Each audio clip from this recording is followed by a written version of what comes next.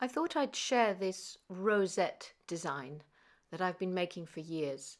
It's a sort of a stacking design of 3 layers of wire. So I'm just making circles around my wooden dowels, but anything will do to make the 3 circles. Just wrap it around 3 different sized objects, and they don't have to be perfectly round. And then once you've got your 3 frames, you want to secure the ends around the sides so that there's no gaps. So you just fold them around in any way you can. Now I'm using 1.2mm wire for the frames, but you can use any wire that you've got to hand as long as it's probably over 0.8 of a millimeter 20 gauge, because you don't want them to be too thin and flimsy. So any wire will do for the 3 frames. And if you don't want to make 3 frames, just make 2. As with all of my projects, vary it as you feel and with whatever materials you have to hand. So those are the frameworks, and now you can see I'm just tweaking, making little zigzags on the sides on all 3, because I don't want them to be perfectly round. I just want them to have a sort of very organic feel. And you want a larger frame, the next size down, and then a smaller one in the middle, or just go for 2, as I said. So once you've created those frameworks, you're going to put them on your steel block, and with a planishing end of your whammer hammer, just stroke hammer the edges. Be careful not to over hammer where they're connected, because you don't want to weaken that part.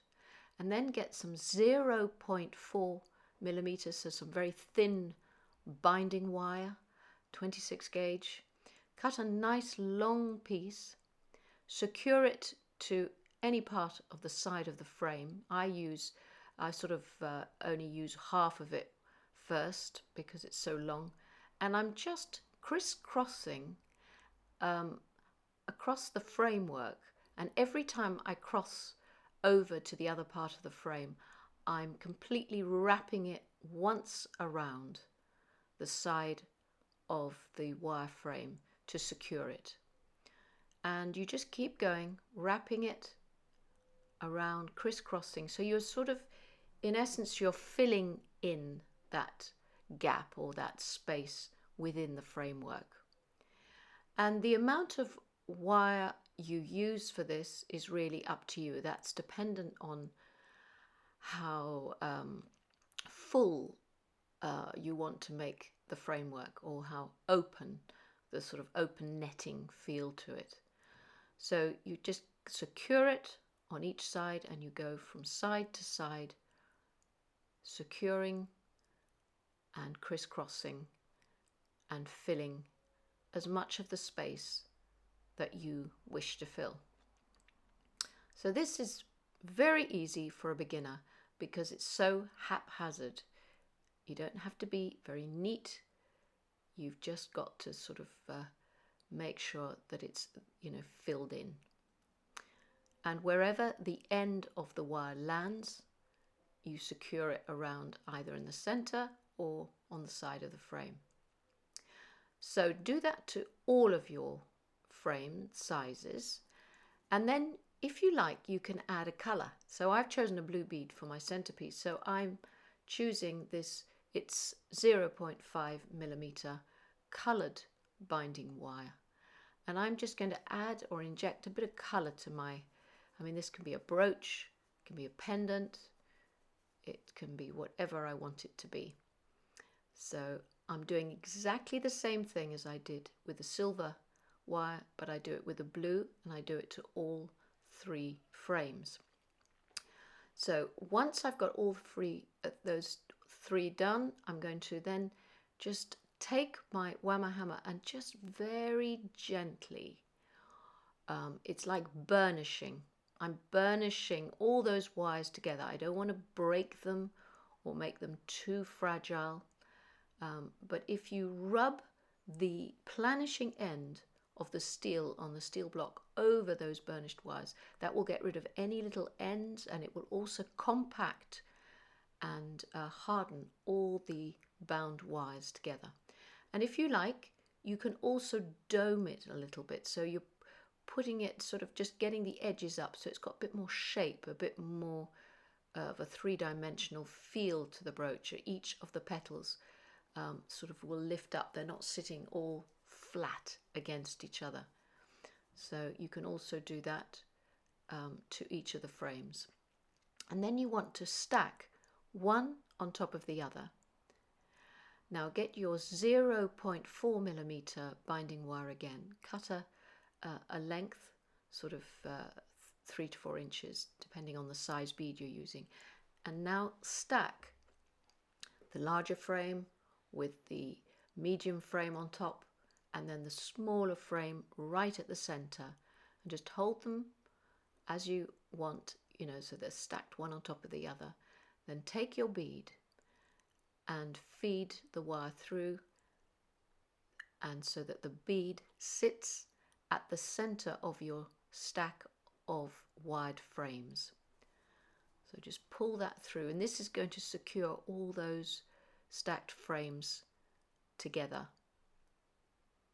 I mean, you could put a whole series of little beads woven into that center bit. You don't have to just put one bead, but one feature bead or one focal bead does work very well for this. So you're basically sewing it onto the center as well as securing all 3 frames together.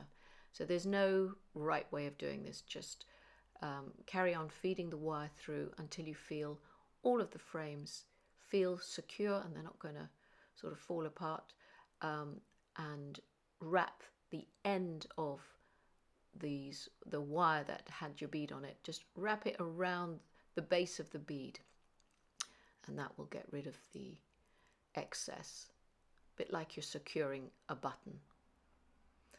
So once that's all done, it's actually finished. You could put a jump ring on it, hang it on a chain, you could wire a brooch back to it and create it as a brooch. You could make lots of them, and you could wire them onto a bangle or put them onto a choker base. Now I'm just going to add a few little seed beads around the feature or focal bead, just to show you how you can sort of make that stand out a little bit more. So I've got some little tiny silver seed beads, 0.4 wire again.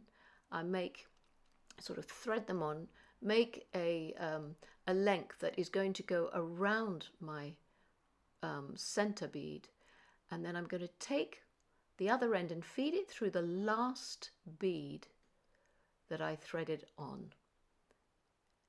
And this is so that I can make a ring of beads or a circle of beads. You see it's coming through that last seed bead, pull it, and that creates the ring, and then bring it around your focal bead and just tighten it so that it sits around that bead.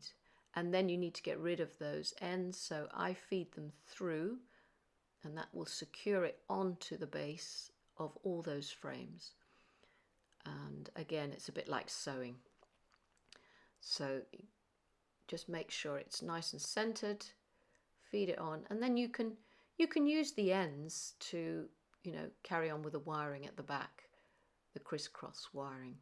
Just every time you make these, you'll do them slightly differently. They'll always look very organic, and that gives it a nice finish.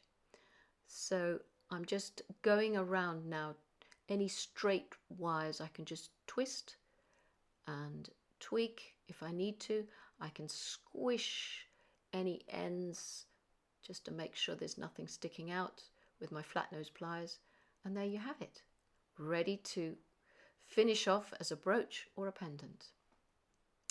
So I hope you've enjoyed this project, and here are a few more variations. 2 brooches, this one's a pendant, and I've also created a base wire and then wired them on. And this was one I made years ago for a prom bangle. So thank you for watching, and I hope to see you soon.